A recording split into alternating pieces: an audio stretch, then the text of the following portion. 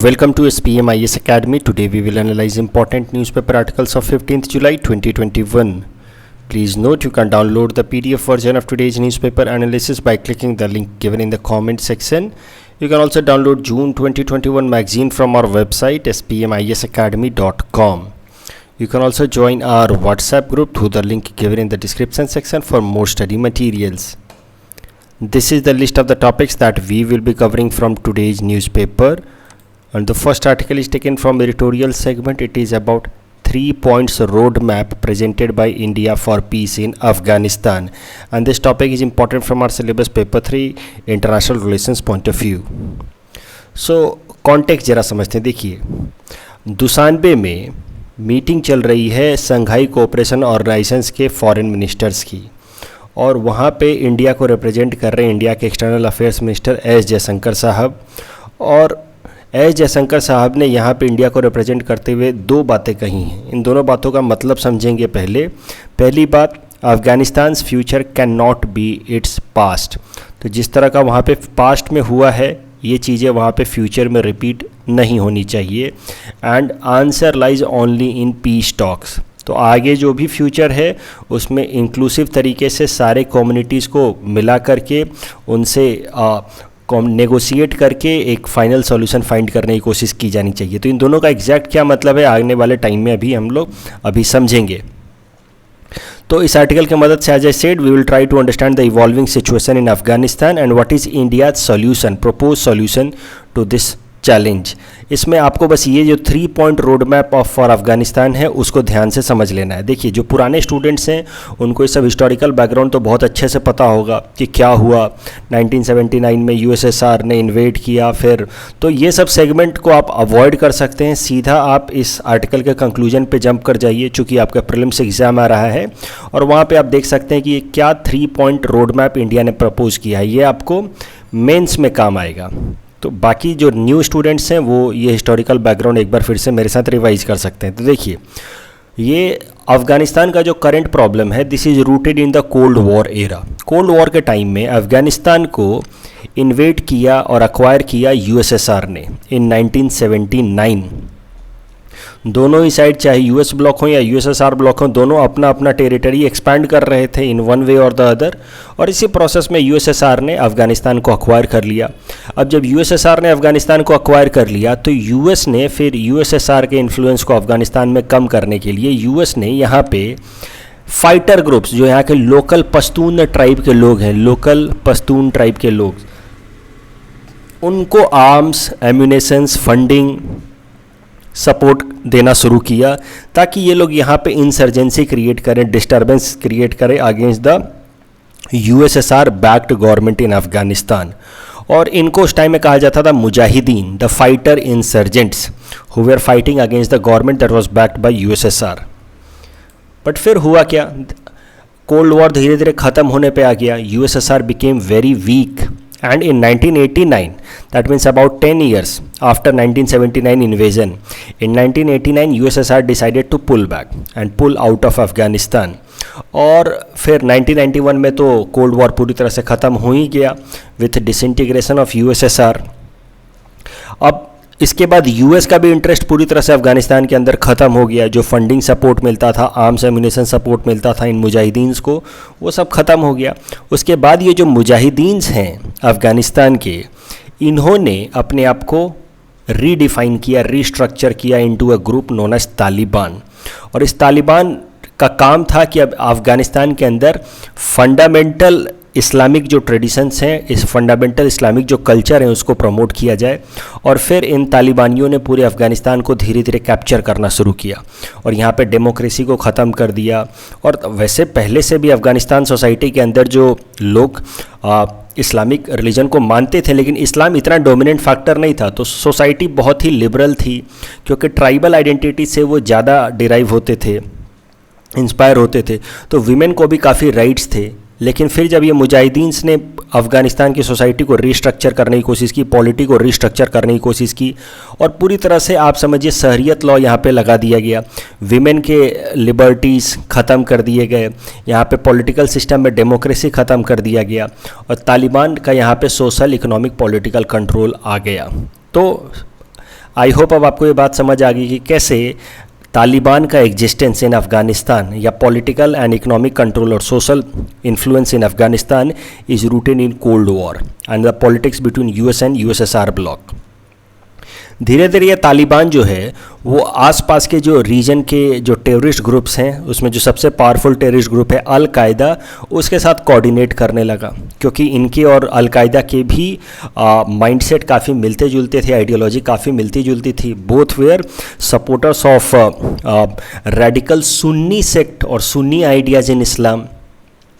तो अलकायदा और तालिबान की नेक्सस बनने लगी। Al Qaeda originally was based in Saudi Arabia और सऊदी अरबिया से उसको सबसे ज़्यादा सपोर्ट मिलता था। धीरे धीरे अलकायदा और तालिबान जो अफ़गानिस्तान के अंदर है दोनों की अच्छी नेक्सस बनने लगी। और फिर ये जो तालिबान ग्रुप है, पहले ये मुजाहिदीन था, इंसर्जेंट था, फिर धीरे धीरे यहाँ पे रीजनल गवर्नमेंट का फॉर्म लिया इसने, और बाद में इसने एक अपने आप को टेररिस्ट ग्रुप की तरह डेवलप करना शुरू कर दिया, जो पूरे दुनिया भर में अलग अलग जगहों पे टेररिस्ट अटैक्स करा रहा था in the name of Islam, radical Islamism को प्रमोट कर रहा था। और इसमें इसको सपोर्ट कौन कर रहा है? Al Qaeda, headed by Osama bin Laden. और इसी दौरान इंडिया में भी क्रॉस बॉर्डर टेररिज्म काफ़ी बढ़ गया। जम्मू कश्मीर के अंदर प्रॉब्लम्स बढ़ने लगी। इंडिया को जम्मू कश्मीर के अंदर armed forces special power act लगाना पड़ा। सबसे बड़ा एक चैलेंज हुआ टेररिज्म से रिलेटेड 1999 में, जब इंडिया का एक फ़्लाइट को इन तालिबानियों ने फोर्सफुली कैप्चर कर लिया, इसको हाईजैक कर लिया और इसको ले जाकर के यहाँ पे कांधार में उसको वहाँ पे ग्राउंड करा दिया इन्होंने।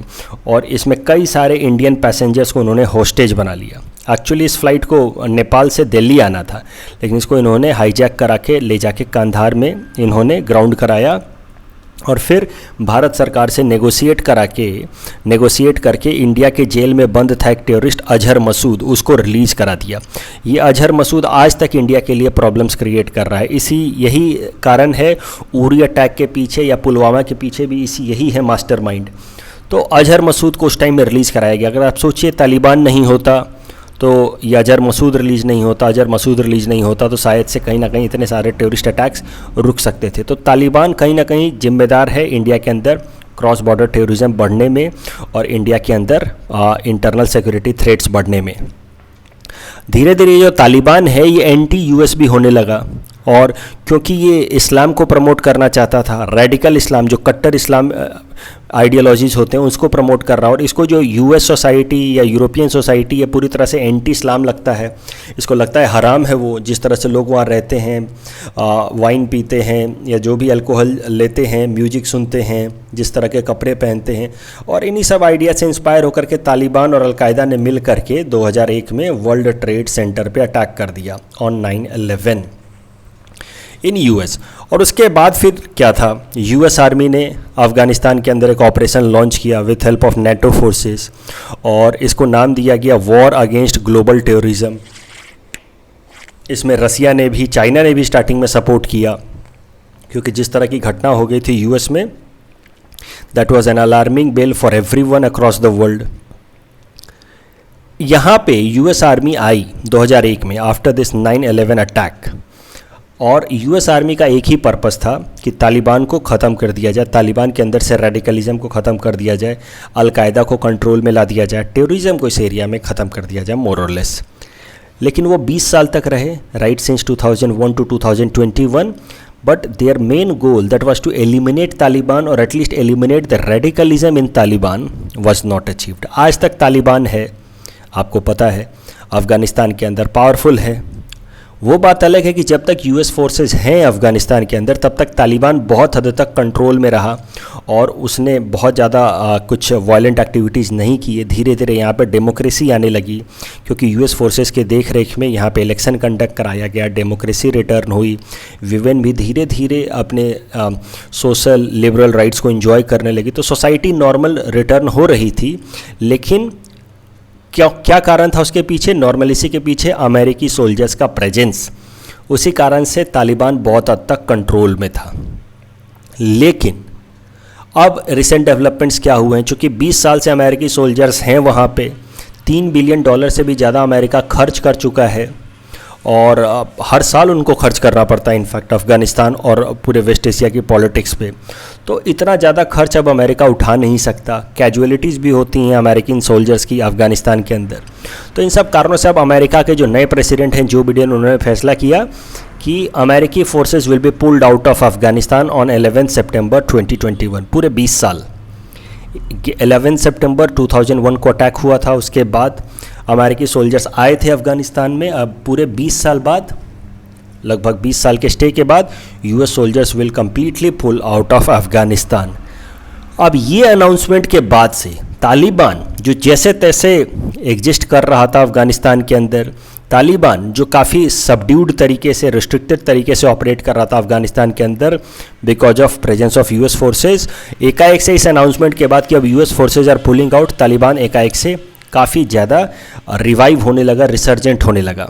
एंड इनफैक्ट अब जब एक तरफ से US soldiers are pulling out, दूसरे तरफ तालिबान अब धीरे धीरे पूरे अफ़गानिस्तान को वापस से फॉर्मली कैप्चर कर रहा है। हाल फिलहाल में तालिबान की तरफ से एक स्टेटमेंट रिलीज हुई थी जिसको रसिया ने भी बाद में ऑथेंटिकेट किया कि about 85% of the territory of Afghanistan has been already captured by Taliban. और अब ये दिन दूर नहीं है जब अफगानिस्तान पूरी तरह से तालिबान के वापस से कंट्रोल में आ जाएगा। धीरे धीरे वापस से वो जो पुराना रूल था 1990s वाला तालिबान का, जहाँ पे लोगों को मारा जाता था, वीमेन के अगेंस्ट एट्रोसिटीज़ प्रैक्टिस की जाती थी, पूरी तरह से complete radical Islamic traditions follow कराया जाता था, वीमेन के सिविल लिबरल राइट्स छीन लिए गए थे पूरी तरह से। कहीं भी बाहर जाना है तो बुरके में जाना है, एक मेल गाइड के साथ ही जाना है, गार्जियन के साथ ही जाना है। ये सब तमाम चीज़ें धीरे धीरे आ रही हैं। इस तरह के कई सारी न्यूज़ हम हाल फिलहाल में आ रही हैं अफ़गानिस्तान से कि अफ़गानिस्तान के सोल्जर सरेंडर कर रहे हैं तालिबान के सामने, फिर भी तालिबानियों ने गोली मार दी उनको। तो मतलब वायलेंस काफ़ी ज़्यादा बढ़ चुका है, और वो तब जब अभी अमेरिकी सोल्जर्स फिर भी कुछ प्रेजेंट हैं अफ़गानिस्तान के अंदर। आप सोचिए जब पूरी तरह से पुल आउट कर लेंगे तो क्या होगा। और इसी कॉन्टेक्स्ट में दुनिया भर के कंट्री जो हैं वो अब सोच रहे हैं कि कैसे अफ़गानिस्तान के अंदर पीस लाया जाए, क्योंकि एक बार अफ़गानिस्तान के अंदर वापस से तालिबान का पूरी तरह से कंट्रोल हो गया तो रीजनल इनसिक्योरिटी बहुत बढ़ जाएगी। इंडिया तो सबसे ज़्यादा परेशान होगा। इंडिया को तो साफ साफ दिख रहा है कि जो 1990s में हालत थे वो वापस से हो सकते हैं। इसीलिए अभी एससीओ के अंदर, शंघाई कोऑपरेशन ऑर्गेनाइजेशन के जो फॉरेन मिनिस्टर्स की मीटिंग चल रही है, जिसका मेन थीम ही है कि अफ़गानिस्तान में कैसे पीस लाना है। और उसी मीटिंग के दौरान फिर एस जयशंकर साहब ने कहा कि Afghanistan future can not be its past. अब आई होप ये बात आपको समझ आ रही होगी। पास्ट में क्या हुआ, यूएसएसआर बाहर गया और ये जो मुजाहिदीन थे ये तालिबान के में कन्वर्ट हो गए और पूरे अफ़गानिस्तान के सोशल इकोनॉमिक पॉलिटिकल कंडीशंस को बदल के रख दी और इसको एक समझिए कि एक लॉलेस लैंड की तरह कन्वर्ट कर दिया और आसपास के देशों के लिए सिक्योरिटी थ्रेट बन गए। तो दैट वाज पास्ट, और यही फ्यूचर में रिपीट हो रहा है। करंट सिनेरियो यही हो रहा है फिर से, दिख तो ऐसा ही रहा है कम से कम कि इस बार, पिछले बार कौन बाहर गया था, यूएसएसआर, इस बार कौन बाहर जा रहा है, यूएस फोर्सेज। और यूएस फोर्सेस के बाहर जाते ही इधर तालिबान वापस से रिवाइव हो रहा है और वो जो पुराना कल्चर है एट्रोसिटीज़ का, हैरासमेंट का, वो वापस से रिटर्न हो रहा है। तो इसी कॉन्टेक्स्ट में जयशंकर साहब ने कहा है कि फ्यूचर जो है उसको पास्ट जैसा नहीं होने देना चाहिए। और इंडिया के लिए क्या मेजर चैलेंजेस हैं। अब इंडिया तो देखिए सबसे ज़्यादा one of the worst affected countries में से एक होगा। 1990s में हमने देख ही लिया। ऐसे तो कई छोटे मोटे टेररिस्ट एक्टिविटीज़ के एग्जांपल्स हैं, लेकिन कंधार प्लेन हाईजैक 1999 वाला तो आपको पता ही है। तो अब इंडिया के लिए क्या क्या मेजर चैलेंजेज होने वाले हैं। There might be rise in cross-border terrorism and terrorist attacks in India as it was happening in 1990s. Rise in illegal immigrants influx in India from Afghanistan. कई सारे अफ़गानी लोग अब अपने घरों को छोड़ करके आसपास के देशों में इंटर कर रहे हैं, क्योंकि उनको पता है कि अब कुछ दिनों में अफ़गानिस्तान के अंदर तालिबानियों का कंट्रोल हो जाएगा पूरी तरह से और फिर उनका वहाँ पे जीना भी मुश्किल हो जाएगा, जो civilian population. So they are migrating out of Afghanistan. So one of the desired location would be India of course. India का हाल फिलहाल में जो सिटीजनशिप अमेंडमेंट एक्ट है वो कहीं ना कहीं उनको इंस्पायर कर रहा है कि चलिए वहाँ चलते हैं, बाद में हमें सिटीजनशिप तो मिल ही जाएगी। इंडिया ने जो पब्लिक इंफ्रास्ट्रक्चर्स डेवलप किए थे अफ़गानिस्तान के अंदर, जैसे कि जरांज देलाराम हाईवे या फिर सालवा डैम, जिसको फ्रेंडशिप डैम कहा जा रहा है हेरात प्रोविंस में, ये सब प्रोविंस भी ध्यान से देख लेना। ये सब बहुत इंपॉर्टेंट है इस साल यूपीएससी प्रीलिम्स के लिए खासकर। जैसे हेरात प्रोविंस, या फिर जरांज, यहाँ पे जरांज ईरान और अफ़गानिस्तान के बिल्कुल बॉर्डर पे है। यहाँ पे कैपिटल सिटी काबुल, फिर एक गजनी, कांधार, बगराम तो मैं करा ही चुका हूँ, सर खान तो मैं करा ही चुका हूँ। एक इम्पॉर्टेंट जो ऑलरेडी पूछ चुका है वो है मज़ार शरीफ, ये 2018 में ही पूछ चुका है। उसके अलावा जलालाबाद, जलालाबाद इंडिया अफ़गानिस्तान और पाकिस्तान बॉर्डर पे है। तो इंडिया ने जो भी सिविलियन इंफ्रास्ट्रक्चर डेवलप किया था उन पे अटैक्स होने शुरू हो गए हैं। इनफैक्ट इंडिया ने अपने जो ऑफिसर्स हैं, जो वहाँ पे हमारे डिप्लोमेट्स हैं, उनको वहाँ से इवैक्यूएट करना शुरू कर दिया, अफ़गानिस्तान से वापस बुलाना शुरू कर दिया। फॉर एग्जांपल देखिए, कंधार के अंदर हमारा एक कॉन्सुलेट था। मैं पहले भी आपको बता चुका हूँ कि किसी भी देश के कैपिटल में होते हैं विदेशों के एम्बेसी। जैसे इंडिया की एम्बेसी होगी अफ़गानिस्तान के अंदर काबुल में, लेकिन बाकी जो छोटे छोटे शहर हैं वहाँ पे जो ऑफिसेज होते हैं उनको कहा जाता है कॉन्सुलेट। तो इसी तरह का एक कॉन्सुलेट कंधार में है, और कंधार का आसपास का पूरा एरिया जो है वो तालिबान ने कैप्चर कर लिया। तो इंडिया ने अपने जो कॉन्सुलेट ऑफिसर्स हैं उनको कंधार से बाहर बुला लिया है। तो धीरे धीरे आप समझिए कि इंडिया ने इवैक्यूएट करने का प्रोसेस स्टार्ट कर दिया, अफ़गानिस्तान को वापस से छोड़ना शुरू कर दिया इंडियन डिप्लोमेट्स ने। तो बिल्कुल वही पुरानी हालत रिटर्न हो रही है, officers, security personnels evacuated from Kandahar. लेकिन अभी भी भारत सरकार के हिसाब से कंधार कॉन्सुलेट को ऑफिशियली शट डाउन नहीं किया गया है, लेकिन आप समझिए लगभग सारे ऑफिसर्स बुलाए ही जा रहे हैं। सरकार ये थोड़ी कहेगी कि हमने बंद कर दिया पूरी तरह से अफ़गानिस्तान में, we are giving up hopes, but हालत यही हो रही है, पुरानी ही हालत लौट करके आ रही है 1990 से 2000 वाली। तो India has recently started to evacuate its Kandahar consulate in Afghanistan also, so that is an indication कि कहीं ना कहीं वापस से वही हालत लौट के आ रही है और दुनिया भर के देश अब वापस से अफ़गानिस्तान से बाहर जा रहे हैं। ऐसे हालात में जब एससीओ के अंदर दुनिया के जो इम्पोर्टेंट देश हैं, खासकर जो 3 इम्पोर्टेंट कंट्रीज़ रसिया, इंडिया और चाइना, वो सोच रहे हैं कि क्या करना चाहिए अफ़गानिस्तान में, और इस पर फिर इंडिया ने एक प्रपोज़ल दिया है जिसको नाम दिया गया है 3 पॉइंट रोड मैप। तो ये हमारे external affairs minister S Jaishankar साहब ने दिया है। तो ये 3 पॉइंट रोड मैप मेंस में काम आएगा, अफ़गानिस्तान पे कभी सवाल आ जाए तो कंक्लूजन लिखने में। तो देखते हैं क्या है propose solution by India known as 3 point road map for Afghanistan. सबसे पहले तो इंडिया ने कहा है कि देयर शुड बी और there is an need of an independent, neutral, unified, peaceful and democratic Afghanistan. तो 2 वर्ड्स पे ध्यान दीजिए, इंडिपेंडेंट एंड डेमोक्रेटिक। कहीं ना कहीं इंडिया ये चाहता है कि बाकी जो विदेश फॉरेन कंट्रीज़ हैं जैसे पाकिस्तान या फिर चाइना, वो एक्सेसिव इंटरफेयर ना करें अफ़गानिस्तान के इंटरनल प्रोसेस में। इंडिया चाहता है कि जो भी सॉल्यूशन निकल के आए वो अफ़गानिस्तान के लोग आपस में मिल करके डेमोक्रेटिक तरीके से निकालें, क्योंकि इंडिया ये बात अच्छे तरीके से जानता है कि आने वाले टाइम में पाकिस्तान तालिबान के साथ मिल करके वहाँ पे अपना पॉलिटिकल कंट्रोल अफगानिस्तान में बढ़ाने की कोशिश करेगा। So India is highlighting too much on the term independent and democratic process. India does not want Pakistan, क्योंकि 1990s में भी यही हुआ था। एक बार जब यूएसएसआर बाहर चला गया, यूएस का भी इंटरेस्ट ख़त्म हो गया अफगानिस्तान से, तो फिर पाकिस्तान ने इन मुजाहिदीन को इस्लामिक रेडिकलिज्म के रास्ते पे लाया और उनका इस्तेमाल किया अगेंस्ट इंडिया। तो इंडिया कहीं ना कहीं ये जानता है। So this point is very important, we want independence. यहाँ इंडिपेंडेंट से हम लोग का मतलब है कि हम नहीं चाहते कि कोई भी फॉरेन कंट्री इंटरफेयर करे, खासकर पाकिस्तान। यहाँ पाकिस्तान का नाम नहीं लिया है, लेकिन इंडिकेशन वही है।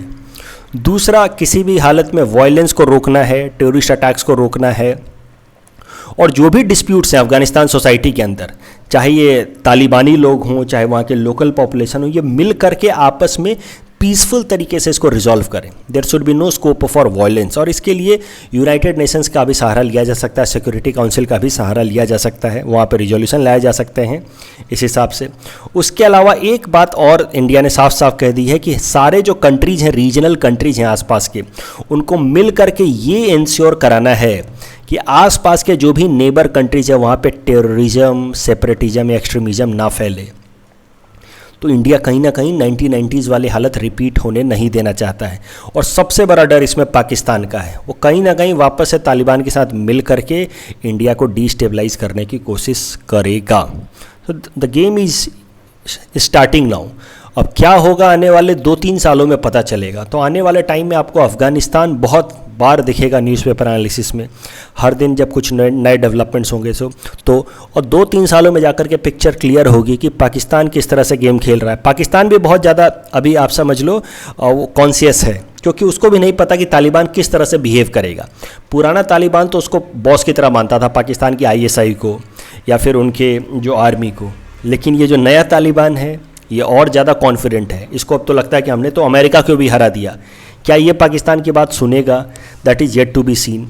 तो बहुत सारी ऐसी अननोन चीज़ें हैं जो आने वाले टाइम में धीरे धीरे पता लगते रहेंगी। So this is going to be an open ended thing, and in coming days, in coming से मंथ्स और years, we are going to cover a lot many articles on Afghanistan. तो ये जो मज़ार शरीफ वाला क्वेश्चन मैंने आपको कहा था कि UPSC प्रीलिम्स 2018 में पूछा गया था, वो यही सवाल था, इसको अटेम्प्ट कीजिए। मज़ार शरीफ तो मैंने आपको दिखा दिया, अफ़गानिस्तान के अंदर है। इस साल अफ़गानिस्तान की ये जो लोकेशंस हैं इनको एक बार देख लेना ध्यान से, PT में इस पर सवाल आ सकता है।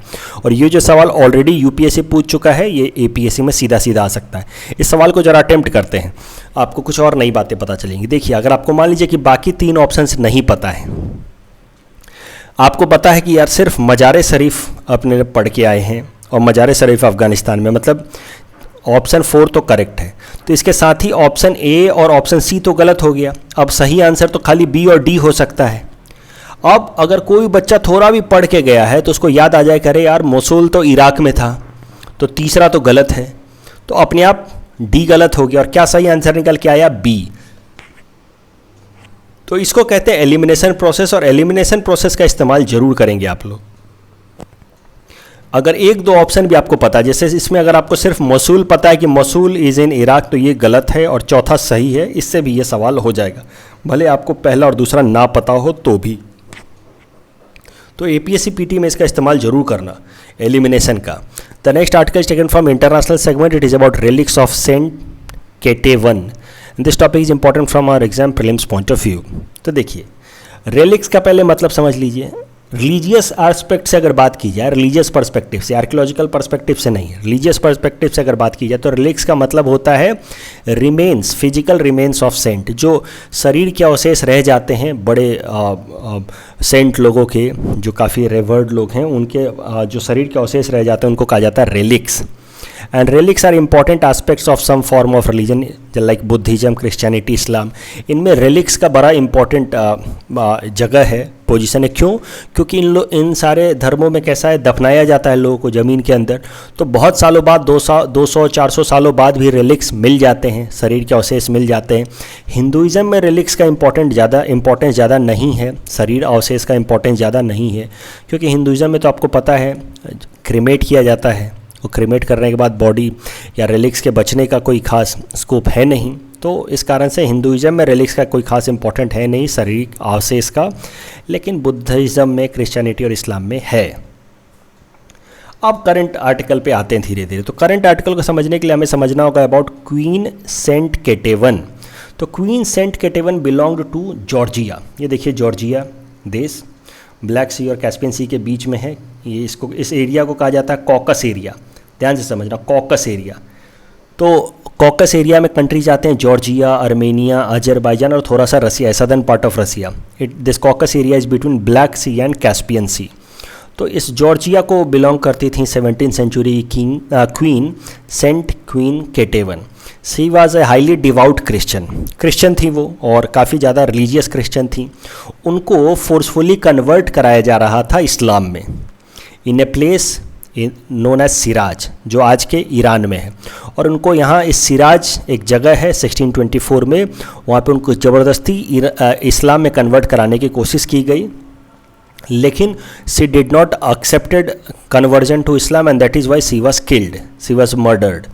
और इसी के बाद से क्रिश्चियनिटी के अंदर इनको, क्रिश्चियन कम्युनिटी के लोग इनको शहीद की तरह याद रखते हैं। They remember queen Saint Ketevan as martyr. तो ध्यान से समझिए, जॉर्जिया की क्वीन थी, ईरान में एक जगह सिराज जहाँ पे उनको कन्वर्ट कराने की कोशिश की जा रही थी इस्लाम के अंदर, वो मानी नहीं, मर्डर कर दिया गया। और तब से क्रिश्चियनिटी के अंदर उनको बहुत ही इंपॉर्टेंट रेस्पेक्टेड जगह दी जाती है, सेंट का जगह दिया जाता है। अब ये हम क्यों पढ़ रहे हैं, ये तो आपके मन में सवाल आएगा, सर ये तो ग्रीस, ये तो जॉर्जिया की बात है, हमें क्यों पढ़ाया जा रहा है। तो ध्यान से समझिए, जब उनकी डेथ हो गई 1627 में, उसके बाद कुछ क्रिश्चियन मॉन्क्स ने उनके बॉडी को लेकर के इंडिया आए और इंडिया के चर्च सेंट ऑगस्टीन कॉम्प्लेक्स में उनको दफनाया गया। तो she was interred in this saint Augustine complex of Goa in India in 17th century. लेकिन ये जो सेंट ऑगस्टीन चर्च है ये कोलैप्स कर गया 1842 में, तो लगभग 150 सालों बाद 200 सालों बाद ये गिर गया। जब गिर गया तो ये सारे जो उनके सेमेट्रीज वगैरह थी ये सब डिस्ट्रॉय हो गई। 2005 में कुछ अवशेष मिले, इंसानों के अवशेष मिले। उसमें से एक जो अवशेष मिला, एक जो रिलिक मिला, वो क्लेम किया जा रहा था कि ये बिलोंग करता है सेंट केटेवन को, सेंट क्वीन केटेवन को। लेकिन इसकी गारंटी नहीं थी, इसकी क्लैरिटी नहीं थी। तो बाद में 2005 में जो रिलिक मिला, इंसानों के अवशेष मिले, उसमें से एक अवशेष क्लेम किया जा रहा था कि ये सेंट क्वीन केटेवन का है, जो कि काफ़ी रेस्पेक्टेड मानी जाती है पूरे क्रिश्चियनिटी में। तो बाद में इसको कंफर्म कराने के लिए हमारे देश की एजेंसी है CSIR, उसने DNA एनालिसिस किया और उसके बाद कंफर्म किया कि yes this relics belongs to Saint queen Ketevan. तो मुद्दा ये है कि जॉर्जिया की क्वीन सेंट क्वीन केटेवन, इनकी जो रेलिक्स थी वो इंडिया में पाई गई 2005 में, क्योंकि इनकी डेड बॉडी को उस टाइम में ला करके इंडिया में ही दफनाया गया था। तो अब करंट डेवलपमेंट समझिए। करंट डेवलपमेंट्स ये है कि जब ये रेलिक्स मिले हमें इंडिया में, उसके बाद से अभी हाल हमने इंडिया में इसको अच्छे से संभाल करके म्यूजियम में रख दिया। अभी हाल फिलहाल में जॉर्जिया दौरे पे गए हैं हमारे, चूँकि SCO की मीटिंग अटेंड करने गए हैं हमारे देश के एक्सटर्नल अफेयर्स मिनिस्टर, तो आसपास के रीजनल कंट्रीज़ को भी उन्होंने विजिट किया है। तो उसी दौरान जॉर्जिया विजिट में a part of the relics of Saint queen Ketevan has been handed over to Georgia. तो आप देख सकते हैं कि यहाँ पे खुद पर्सनली हमारे external affairs minister S Jaishankar साहब part of the relics of Saint queen Ketevan Georgia को हैंड ओवर कर रहे हैं। लेकिन सिर्फ एक part of the relic was gifted to Georgia, जबकि another part was kept in Goa itself. तो ये एक इनिशिएटिव है इंडिया की, ताकि जॉर्जिया के साथ अच्छे संबंध बनाए जाए, साथ ही साथ जो पूरे क्रिश्चियन वर्ल्ड हैं उनके साथ अच्छे संबंध बनाए जाए, जो क्रिश्चियन कम्युनिटी है उनके साथ अच्छे संबंध बनाए जाए। तो इस तरीके से हाल फिलहाल में ये डेवलपमेंट्स हुए हैं। तो मुझे लगता है कि ये पूरी का पूरा जो इवेंट है इससे रिलेटेड PT में आपसे सवाल पूछा जा सकता है कुछ इस तरह का, या कुछ और भी, जैसे कि 17th century queen Saint Ketevan recently seen in news belong to which country. Of course काफ़ी आसान सवाल है। अब आप एक प्लेसेज इन न्यूज़ में सवाल आ जाता है, उसमें आपसे पूछा जा सकता है कि सिराज कहाँ पे है। अब ये सिराज भी आंसर होगा ईरान, इस तरह का सवाल आ सकता है, जैसे कैसे मैंने आपको दिखाया ये, तो सिराज दे देगा, वो आंसर होगा ईरान। लेकिन सिराज भी इसी टॉपिक से रिलेटेड है, क्योंकि सिराज में ही इनका असैसिनेशन हुआ था क्वीन सेंट केटेवन का। तो इस तरीके के सवाल बन सकते हैं PT में। चलिए, next topic is taken from economic segment. It is about retail direct gilt account. This topic is important from our syllabus paper 4 Indian economy point of view. क्या है न्यूज़? तो देखिए, RBI एक नया पॉलिसी लेकर के आई है जिसमें रिटेल डायरेक्ट गिल्ट अकाउंट्स खोले जा सकते हैं बाय रिटेल कस्टमर्स। तो जिस तरह से, आराम से समझिए, कोई इसमें बहुत बड़ी चीज़ नहीं है, ध्यान से समझिएगा। तो जैसे हम लोग अभी एक अकाउंट खोल करके, ऑनलाइन डीमेट अकाउंट खोल करके एक आम रिटेल कस्टमर किसी भी कंपनी के शेयर खरीद सकता है जो लिस्टेड कंपनी है, वैसे ही अब आप जिस तरह से डीमैट अकाउंट खोल करके शेयर खरीदते थे, कंपनियों के बॉन्ड्स खरीदते थे, वैसे ही अब RBI की इस नई पॉलिसी के हिसाब से हम लोग एक रिटेल डायरेक्ट गिल्ट अकाउंट खोल करके भारत सरकार के बॉन्ड्स खरीद सकते हैं। और इस अकाउंट को कहा जाएगा गिल्ट अकाउंट। और in this gilt account we can hold government securities in dematerialized form, मतलब डिजिटल फॉर्म में अब रख सकते हैं। And no fee will be charge for opening up and maintaining this retail direct gilt account. इसके पहले तक कैसा है कि अगर भारत सरकार के गवर्नमेंट सिक्योरिटीज़ खरीदनी है ना हमें, तो हमें RBI के साथ रजिस्टर करना होता था, RBI से स्पेशल अप्रूवल लेना होता था। तो खाली बड़ी बड़ी कंपनियां या हाई वर्थ इंडिविजुअल्स या बैंक्स यही सब चीज़ें खरीद पाते थे। रिटेल इन्वेस्टर हमारे जैसा, आपके जैसा 1000 रुपये 10,000 रुपये का इन्वेस्टमेंट नहीं कर पाता था। लेकिन with now this retail direct gilt account we can also make an investment. जिस तरह से हम म्यूचुअल फंड में पैसा डालते हैं, जिस तरह से फिक्स डिपॉजिट में पैसा डालते हैं, अब हम लोग गवर्नमेंट सिक्योरिटी भी खरीद या बेच सकते हैं। तो इसकी सेकेंडरी मार्केट में इसको बेच भी सकते हैं। आज हमने गवर्नमेंट सिक्योरिटी खरीदी 10 साल की, और अगले साल मन किया तो बेच दिया। तो इसकी प्राइमरी मार्केट से खरीदा या सेकेंडरी मार्केट से ही खरीदा और वापस से बेच भी दिया। सो that is how now this retail direct gilt account will work. It is a one-stop solution to facilitate investment in government securities by individual investors, हमारे आपके जैसे इन्वेस्टर्स के लिए. और इसको गिल्ट एज अकाउंट क्यों कहा जाता है? गिल्ट मतलब होता है चमकता हुआ. तो भारत सरकार के जो बॉन्ड्स होते हैं उसको गिल्ट अकाउंट्स इसलिए कहे जाते हैं क्योंकि they are very safe. Bharat सरकार कभी डिफ़ॉल्ट नहीं कर सकती ना, दे आर वेरी सेफ. अगर भारत सरकार के आपने बॉन्ड्स खरीदे हैं तो मतलब आपका पैसा सिक्योर है, सेफ है, क्योंकि भारत सरकार कभी भी डिफ़ॉल्ट नहीं कर सकती. उन्होंने रुपए में लोन लिया है तो अगर कभी भारत सरकार के पास मान लो पैसों की क्राइसिस भी आ गई तो they have that authority to print more currency and pay it back to you. So that is why no government can default in their own currency. और इसीलिए सरकारी बॉन्ड्स को कहा जाता है गिल्ट बॉन्ड्स. भारत सरकार ये कौन कौन से बॉन्ड्स हम खरीद सकते हैं with help of this gilt account वो भी देखते हैं. ट्रेजरी बिल जो शॉर्ट टर्म बिल होता है, शॉर्ट टर्म गवर्नमेंट सिक्योरिटी होता है, dated security, sovereign gold bond या स्टेट के भी डेवलपमेंटल लोन्स यहाँ पे खरीदे जा सकते हैं, उनके भी बॉन्ड्स खरीदे जा सकते हैं. तो मुद्दा ये है कि अलग अलग जो हमारे पास इन्वेस्टमेंट ऑप्शंस होते हैं, लो रिस्क इन्वेस्टमेंट ऑप्शन, जैसे शेयर मार्केट या म्यूचुअल फंड तो थोड़ा रिस्की है. लो रिस्क इन्वेस्टमेंट ऑप्शंस कैसे हैं? जैसे पोस्ट ऑफिस में पैसा डाल देना या ETF में पैसा डाल देना, नेशनल सेविंग सर्टिफिकेट में डाल देना. इसी तरीके का एक और ऑप्शन आ गया हमारे पास, भारत सरकार के सिक्योरिटीज़ खरीद सकते हैं हम लोग सेकेंडरी मार्केट में. GSEC जैसा कि मैंने आपको बताया, they are consider to be one of the safest form of investment because they are backed by the government and that is way the risk of default is almost nil. लेकिन एक बात और आपको ध्यान रखनी PT पॉइंट ऑफ व्यू से कि GSEC पे जो अर्निंग होती है उस पर हमें टैक्स भरना होता है. ठीक वैसे ही जैसे फिक्स डिपॉजिट से जो अर्निंग होती है या किसी भी तरीके से शेयर मार्केट से जो अर्निंग होती है उस पर हम टैक्स भरते हैं, वैसे ही GSEC की अर्निंग पे भी टैक्स भरना होगा. इस क्वेश्चन को अटेम्प्ट कर सकते हैं आप and you can submit the answer in the comment section. The next article is taken from Assam segment. It is about Northeastern Institute of Ayurveda and Folk Medicine Research and this topic is important from our syllabus paper 6 Assam issues point of view. तो देखिए, union cabinet ने हाल फिलहाल में आयुर्वेदा से related 2 फैसले लिए हैं. सबसे पहले कहा है उन्होंने कि नेशनल आयुष मिशन जो सबसे पहले 2015 से 2014 से लेकर के 2021 तक के लिए एप्लीकेबल था, अब उसको 5 साल के लिए और एक्सटेंड कर दिया गया और अब नेशनल आयुष मिशन 2026 तक चलेगा. तो आयुर्वेदा से रिलेटेड पहला फैसला, नेशनल आयुष मिशन को अब 2026 तक चलाया जाएगा, भारत सरकार की ये स्कीम है. और दूसरा फैसला है कि north eastern institute of folk medicine and north eastern को नाम बदल करके इसका अब कर दिया गया north eastern institute of Ayurveda and folk medicine research. तो खाली इसमें एक आयुर्वेदा जोड़ दिया गया है, north eastern institute of folk medicine में नाम जोड़ दिया गया है north eastern institute of folk medicine and Ayurveda.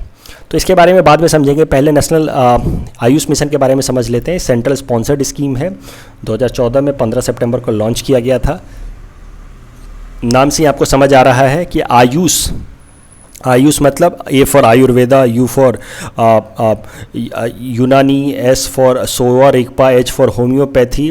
तो इन सब तरह के जो भी ऑल्टरनेटिव ट्रेडिशनल मेडिसिन्स हैं उनको प्रमोट करा करके हमें हमारी हेल्थ सेक्टर को स्ट्रेंथन करने की कोशिश की जा रही. जो एलियोपैथिक है वो तो है ही है, लेकिन साथ ही साथ इन सब जो ट्रेडिशनल नॉलेज है या ट्रेडिशनल मेडिसिन का जो सिस्टम है उसको भी डेवलप किया जाए ताकि जो छोटी मोटी बीमारियां हैं उनका इस तरह से इन तरीक़ों से बिना साइड इफ़ेक्ट के इलाज किया जा सके. तो that was the purpose of national Ayush mission. इसी पर्पस से एक अलग से मिनिस्ट्री बनाई गई जिसकी जिम्मेदारी आपको पता हाल फिलहाल में सर्बानंद सोनोवाल जी को दी गई है. उसके अलावा तो आयुष मिनिस्ट्री के अंतर्गत ये लॉन्च किया गया आयुष मिशन. ये 2021 तक एप्लीकेबल था लेकिन अब इसको 5 साल के लिए और एक्सटेंड कर दिया गया and it will be now applicable till 2026. दूसरा जो इम्पोर्टेंट डिसीजन लिया गया है, तो देखिए हमारे नॉर्थ ईस्ट के अरुणाचल प्रदेश स्टेट में जगह है पासीघाट, वहाँ पे एक लोकल मेडिकल इंस्टीट्यूट हुआ करता है जिसका नाम है north eastern institute of folk medicine. North eastern institution of folk medicine में कैसा है कि जो लोकल फोक, जो वहाँ के ट्राइबल लोगों का नॉलेज है ना मेडिकल साइंस को लेकर के, उसको इस्तेमाल किया जाता था, उसको डेवलप किया जाता था इंस्टीट्यूशनलाइज तरीके से. जो भी है, जैसे आप देखते होंगे ये बीमारी हो गई तो ये पत्ते का इस्तेमाल कर लो, ऐसे कर लो, तो जो भी उनका लोकल नॉलेज था, फोक नॉलेज था, उसका इस्तेमाल किया जाता था और उसको ट्रेडिशनली डेवलप किया जाता था, रजिस्टर किया जाता था under this North eastern institute of folk Medicine that is in Pasighat Arunachal Pradesh. अब इस इंस्टीट्यूट का नाम बदल करके कर दिया गया है north eastern institute of Ayurveda and folk medicine. तो आयुर्वेदा जोड़ दिया गया है. क्यों जोड़ा गया आयुर्वेदा? ताकि अब इस इंस्टीट्यूट के अंदर आयुर्वेदा की भी पढ़ाई हो अपार्ट फ्रॉम फोक मेडिसिन, और आयुर्वेदा से रिलेटेड रिसर्च हो और मेडिकल फैसिलिटीज़ अवेलेबल कराई जाए। तो नॉर्थ ईस्ट के स्टूडेंट्स अब अगर आयुर्वेदा पढ़ना चाहते हैं तो इस इंस्टीट्यूट में जा सकते हैं, आयुर्वेदा में रिसर्च करना चाहते हैं तो इस इंस्टीट्यूट में वो जा सकते हैं। इस टॉपिक के बेसिस पे हमने आपको प्रैक्टिस क्वेश्चन दे रखा है। Please attempt this question and you can submit the answer in the comment section. In our segment, most probable prelims topics are coming UPSC. Today we'll cover topic number 436 to 440. Topic number 436 is about rare earth elements. They are group of 17 chemicals elements that occur together in the periodic table. The rare earth elements are all metals and group that is often referred as rare earth metals. These metals have many similar properties and that often causes them to be found together in geologic deposits. The rare earth elements are not as rare as their name implies. They are just difficult to extract but not rare. In addition to being the world's largest producer of rare earth materials, China is also dominant consumer, while Japan and US are the second and the third largest consumers of rare earth materials. Please attempt this question based on this particular topic. Topic number 437 is about National Productivity Council. It is a national level organization to promote productivity culture in India, established by Ministry of Commerce and Industry in 1958. It is an autonomous, multi-party, non-profit organization with equal representation from employers and the workers side. Please attempt this question based on this particular topic. Topic number 438 is about primary and secondary pollutants. The pollutants are the materials or factors which causes adverse effect on natural quality of any component of the environment. For example, smoke from industry and automobiles. They are example of pollutants. Pollutants भी दो तरीके के होते हैं, primary pollutants and secondary pollutants. Primary pollutants, they persist in the form in which they are added to the environment. For example, DDT, plastic. जिस तरह से add किया गया एनवायरमेंट वैसे ही वो रहते हैं, उनको कहा जाता है primary pollutants. While secondary pollutants are those that are formed as a result of interaction amongst the primary pollutants, जिसका एग्जांपल हो जाएगा peroxyl nitrate PAN, that is formed as a result of interaction of nitric oxide and hydrocarbon, and peroxyl nitrite is much more dangerous as compared to nitrogen oxide. Please attempt this question based on this particular topic. Topic number 439 is about e-waste. Electronic wastes. So electronic waste typically includes discarded computer monitors, motherboards, mobile phones and chargers, compact discs, headphones, etc. And about 95% of India's e-waste is recycling happens in the form of informal sector या crude manner. इस बात को समझिए, हमारे यहाँ पे जो भी e-waste होता है उसका फॉर्मल तरीके से रिसाइकलिंग नहीं होती है। ये नहीं कि उसको ले जाया गया और प्रॉपर इंडस्ट्री के अंदर उसकी जो अच्छी चीज़ें उसको एक्सट्रैक्ट किया गया, ऐसा नहीं किया जाता। हमारे यहाँ पे जो अनट्रेंड लोग हैं उसको रिसाइकल करते हैं, जो भी चीज़ें उनको अच्छी लगती हैं वो निकाल लेते हैं। तो मुद्दा ये है कि हमारे यहाँ पे रिसाइकलिंग जो है वो ई वेस्ट की काफ़ी क्रूड तरीके से होती है। 95% of the recycling of the e waste happens in a very crude manner. And as far as India is concern, India generates about 2 million tons of e waste. ये याद रखने की ज़रूरत नहीं कि कितना ई वेस्ट जनरेट करते हैं, लेकिन ये याद रखने की ज़रूरत है कि we are 4th largest e waste generator after US, China, Japan and Germany. पूरे दुनिया भर की अगर बात की जाए तो only 20% of global e waste is recycled, बाकी सब सीधा सीधा नेचर में ऐसे ही मिल जाता है, and that causes a lot of pollution to the soil and water. पूरे दुनिया भर में ई वेस्ट की बात की जाए तो it is rising every year at a rate of 30%। Please attempt this question based on this particular topic. Topic number 440 is about vulture species of India. तो इतने सारे वल्चर स्पीसीज हैं, इसमें से जो क्रिटिकली इंडेंजर्ड है वो याद कर लो, पीटी में सीधा सीधा पूछ सकता है। तो white rumped vulture, red headed vulture, slender billed vulture, Indian vulture, they are 4 are critically endangered, जबकि इजिप्शियन वल्चर जो है वो इंडेंजर्ड है। तो बस ये 5 याद रखो, बाकी सब याद रखने की जरूरत नहीं है। इस टॉपिक के बेसिस पे ये प्रैक्टिस क्वेश्चन हमने दे रखा है। Please attempt this question and you can submit the answer in the comment section. This is the answer of question number 431 to 435 that we are given in yesterday's newspaper analysis. Today's question can be attempted by students and you can submit the answer in the comment section. We will be sending answer of these questions in tomorrow's newspaper analysis. कल जो हमने practice question दिया था उसका answer देख लेते हैं। Which of the following cabinet committee is not headed by the prime minister? Correct answer will be option D, parliamentary affairs committee. And Jagannath Puri temple is also known as White Pagoda, absolutely correct. Konark temple of Orissa is one of the 4 Char Dhams sacred for Hindu pilgrims. This is wrong. Actually, Konark temple nahi, it's Jagannath Puri temple that is one of the 4 sacred places for Hindu pilgrims. उसके अलावा बद्रीनाथ और नीचे रामेश्वरम ये और द्वारका, ये 4 जो हैं वो 4 धाम माने जाते हैं हिंदू पिलग्रिम्स के लिए। So the correct answer will be option A, 1 only. उसके अलावा east west corridor of golden quadrilateral connects Silchar to Porbandar. The correct answer is option B.